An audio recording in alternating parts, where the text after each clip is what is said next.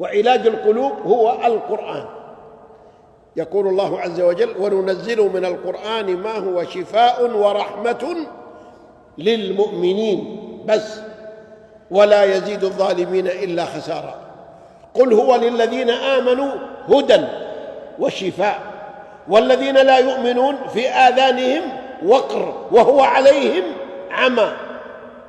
يا أيها الناس قد جاءتكم موعظة من ربكم وشفاء لما في الصدور وهدى ورحمة للمؤمنين. لا يمر عليك يوم دون أن يكون لك نصيب من القرآن، لا بد أن يكون لك يوما ورد لا يقل عن جزء.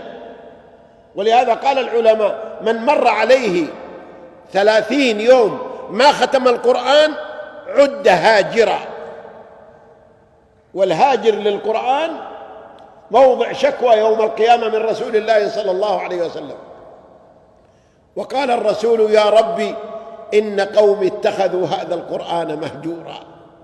انشغلوا بالأغاني، وانشغلوا بالمسلسلات، وانشغلوا الآن بالجوالات، وانشغلوا عن القرآن. بعضهم يدخل الشهر ويخرج ما يقرأ حرف.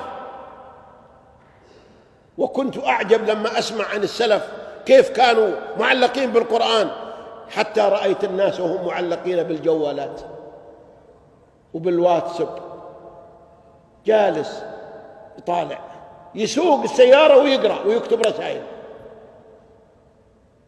في مجالسهم الآن ما عاد أحد يسولف مع الثاني، قد كل واحد في زاوية قاعد يقرأ.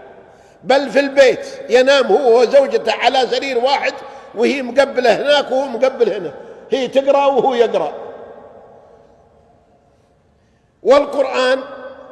والقرآن فيه في الجوال قرآن، لكن من يفتحه؟ أليس في القرآن مواقع في الجوال قرآن وتفسير، لكن معرض عنه، هذا ما حد يبغاه إلا أهل القلوب السليمة. أسأل الله يجعلني وإياكم منهم. فحتى تسلم ارجع إلى القرآن، هذا الدواء. وارجع إلى مستشفيات القلوب وهي المساجد، لا تقطع العلاقة بالمساجد، ورجل معلق قلبه بالمساجد. وارجع إلى أطباء القلوب وهم العلماء ورثة الأنبياء الذين يعلمون الناس الخير. تعلق بهم، حبهم، اكرمهم، اجلس معهم.